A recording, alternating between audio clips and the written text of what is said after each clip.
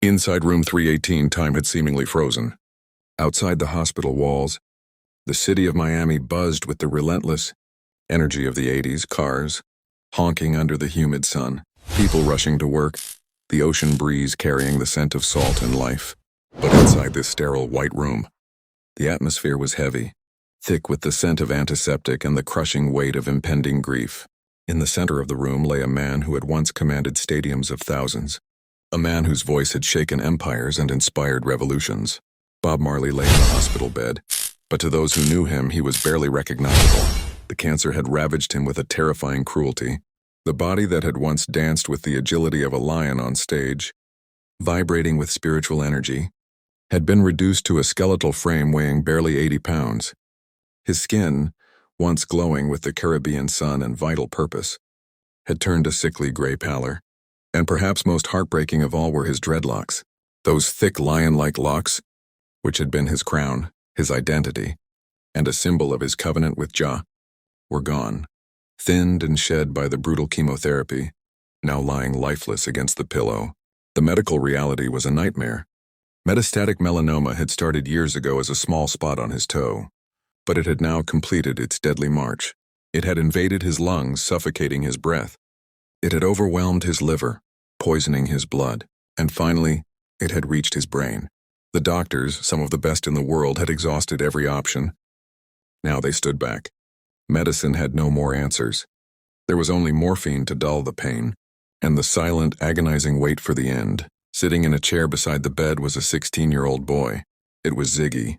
He had been watching his father, his hero, the world's hero, slowly fade away for months. But nothing, absolutely nothing, could prepare a son for the finality of this moment. Ziggy held his father's hand, which felt fragile and cold, trying desperately to transfer his own strength into the dying legend. Suddenly Bob stirred. After days of drifting in and out of consciousness, his eyes opened. The fog of pain seemed to lift for a brief, miraculous second. He looked at his son, with a piercing clarity that cut through the gloom of the hospital room. He didn't speak of his albums. He didn't speak of politics. He spoke 5 simple words that would become the heaviest inheritance he could leave behind. Money can't buy life. To understand the crushing weight of this final sentence, we must rewind the tape. We must go back to where it all began, to understand the journey that led to this tragic hospital bed. Bob's story didn't start with fame. It started with rejection. Born in 1945 in the rural hills of 9 Mile, Jamaica, Bob was a child caught between 2 warring worlds. His father, Norval Marley, was a white British naval officer in his 60s. His mother, Cedella, was a black Jamaican village girl of only 18. From his very first breath, Bob was an outsider. His father abandoned the family when Bob was just an infant, bowing to pressure from his own prejudiced family. Bob grew up fatherless, poor, and tormented by his identity. To the white community, he was too black. To the black community, he was the white boy. He was an outcast in his own land, teased and isolated. But this pain forged a fire in him. His mother loved him fiercely, and in the absence of a father, music became his guardian. It became his language, his escape, and eventually, the weapon he would use to conquer the world. By the late 1950s, Bob and his mother had moved from the green hills of 9 Mile to the concrete jungle of Kingston, specifically, the notorious Trench Town.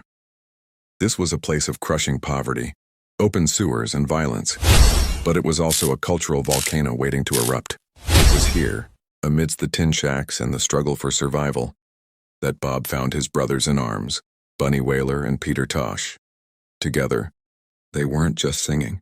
They were channeling the cry of the ghetto. In 1963, at barely 18 years old, they formed the Wailers. Their first single, Simmer Down, became an instant hit in Jamaica. It was the anthem of the rude boys, the angry, disenfranchised youth of the shantytowns. Bob thought he had made it. He thought success had arrived. But the music industry is a cruel beast. Success in Jamaica did not equate to wealth. For years, despite having hits on the radio, Bob remained poor, struggling to put food on the table, often wearing the same clothes for days. During these turbulent years, he met Rita Anderson. She became his wife in 1966, his backing vocalist, and the rock upon which he built his family. They had children, including their eldest son David, whom they affectionately nicknamed Ziggy. after a character Bob loved. Bob adored his children, but a pattern began to emerge that would haunt him later. He was a father, yes, but he was a man on a mission first. He was often absent, chasing the music, chasing the dream, leaving Rita to manage the home while he fought to be heard. The turning point came in the 1970s. The Wailers signed with Island Records in London, a deal that would finally break the barriers of the third world when the albums Catch a Fire and Burnin' were released in 1973. The world stopped to listen. This was a new sound, a hypnotic rhythm known as reggae, carrying a message of rebellion and spirituality. Bob transformed. He was no longer just a musician from the ghetto. He was becoming a prophet. He grew his dreadlocks long in accordance with the Rastafari faith. He quoted the Bible. He sang of Africa, of unity, of the downfall of Babylon. With albums like Natty Dread, Exodus, and Kaya, he became a global icon. He was playing to tens of thousands in stadiums across Europe and America. The money finally started to pour in. Real money. Bob, the boy who once walked barefoot in 9 Mile, was now staying in luxury suites and driving BMWs. However, he never hoarded it. He famously gave away millions to the poor in Jamaica, setting up soup kitchens and paying for schools. He wanted to prove that he hadn't forgotten his roots. But this meteoric rise came with a hidden cost. The demands of being a global superstar meant he was property of the world, not his family. Ziggy and the other children saw their father on television screens more often than they saw him at the dinner table.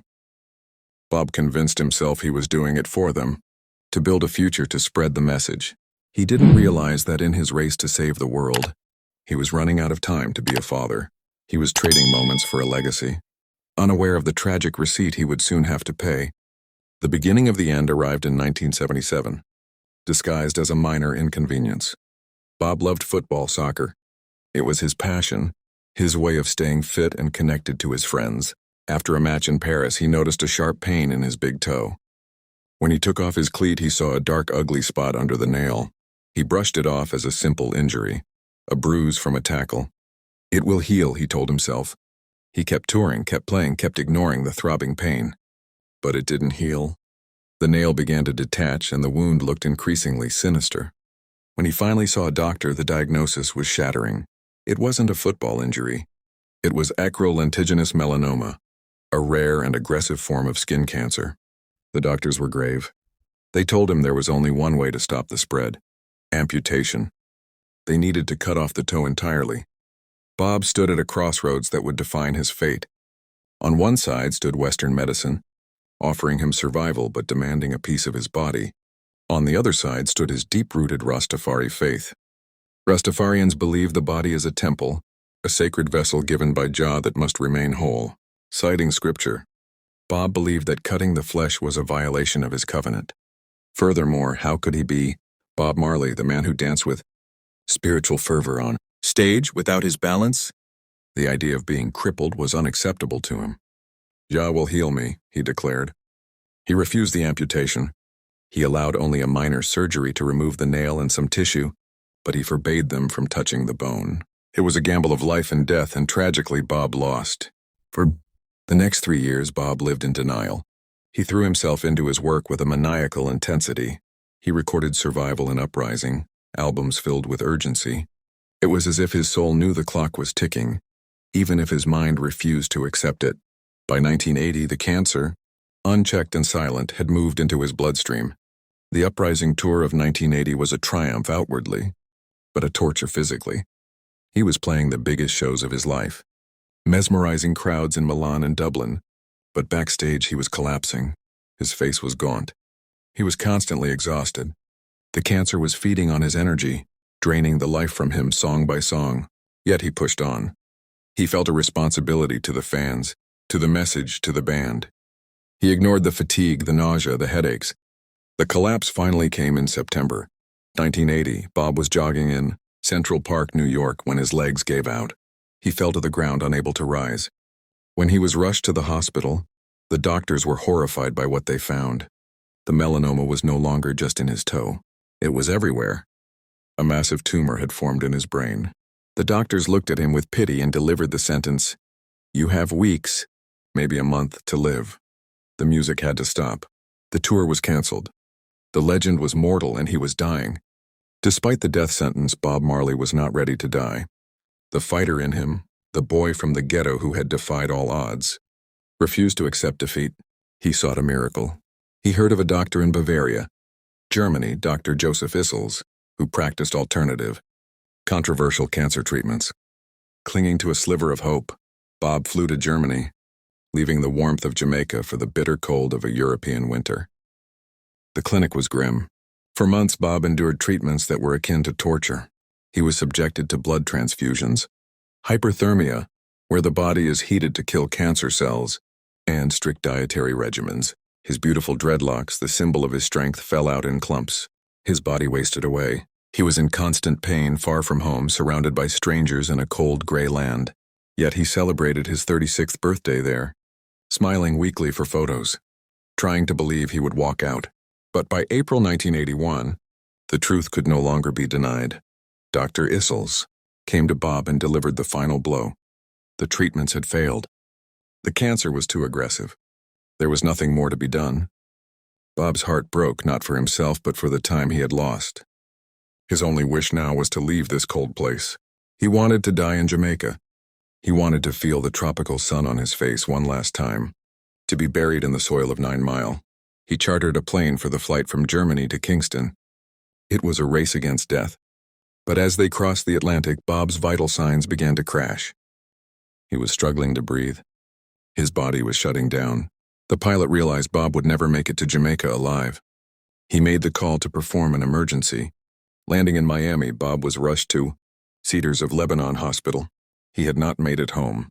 The news of his condition spread quickly to his inner circle. His family rushed to Miami. His mother, Cedella, was heartbroken to see her son in such a state. His wife, Rita, stood by his side praying. The hospital corridor was filled with tears and hushed whispers. But inside room 318, the silence was deafening. On May 10th, Ziggy walked into the room.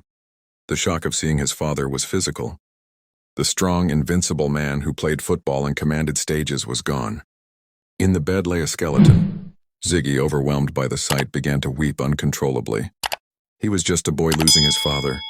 Bob, hearing his son's grief, opened his eyes.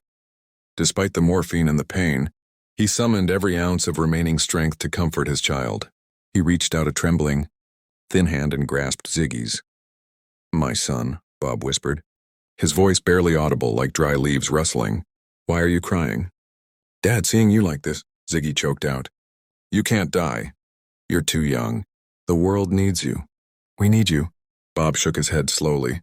"I am going home, Ziggy, not to Jamaica. I am going to Yah. This body is just a garment, and it is worn out." He paused, looking deep into Ziggy's eyes, preparing to deliver the most important message of his life. He needed Ziggy to understand the mistake he had made, the illusion he had chased. Bob squeezed Ziggy's hand, his eyes locking onto his son's with an intensity that defied his physical weakness. The room faded away. It was just father and son, soul to soul. "Ziggy, listen to me," Bob rasped. "I spent my life running. I ran after the music. I ran after the mission. I wanted to free the people, to change the world. And maybe I did. But there was a cost. I wasn't there for you. I missed you growing up. I missed your brothers and sisters. I slept in studios, I lived on stages. I thought I had time. I thought I could fix it later. But look at me now." Later never came. Tears streamed down Ziggy's face as Bob continued, his voice breaking with emotion. "I have millions in the bank, Ziggy. I have fame. People all over the world know my name.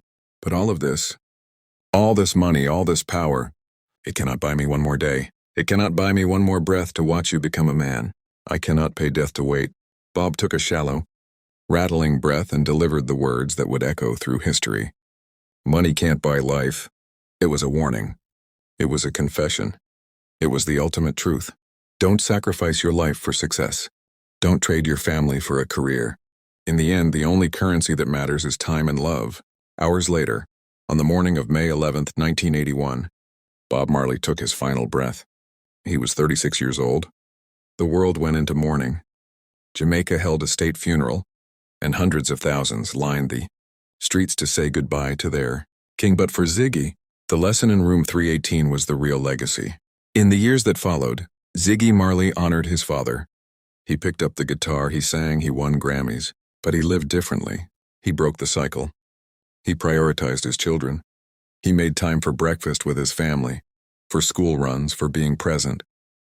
He understood what Bob had learned too late, that true success isn't on the charts, it's in the home. Today, Bob Marley's legacy is twofold. There is the music, One Love, redemption song that still heals the world. And then there is the lesson of his death. We live in a world obsessed with the grind, with hustling, with accumulating wealth. We sacrifice our health and our relationships thinking we will enjoy it. Someday, Bob Marley is the reminder that someday is not promised. If you are watching this and you are too busy to call your parents, too busy to play with your kids, or working yourself into the ground for a paycheck, stop. Just stop for a moment. Remember the man in room 318. Remember that the wealthiest man in music would have given every single penny just to have the time you have right now. This is Marley Files, the untold stories. We explore not just the legend, but the man behind it. If this story touched your soul, help us spread this message. Subscribe to our channel to join our community of truth seekers. Hit the bell icon so you never miss an untold story. Like and share this video to remind the world that time is Marley. Would have been the same legend if he had chosen the surgery? Or was his sacrifice necessary for his immortality? Let us know your thoughts. One Love.